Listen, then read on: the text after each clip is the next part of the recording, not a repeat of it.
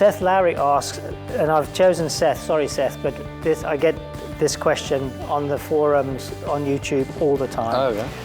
I know V8s are pretty cool and the LS swaps are great, but any possibility of doing a Honda K series engine or possibly a VW 2-litre turbo, a VR6 or a Subaru? What do you say to those people that want us?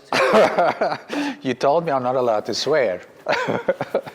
I think we named this project V8 Stealth Beetle for a reason. So reason one is it's got to have a V8 in it. We're not interested in putting something else in it. Are we going to leave it there? I'm going to be very diplomatic and just go, I'm just going to keep quiet. So V8s, please.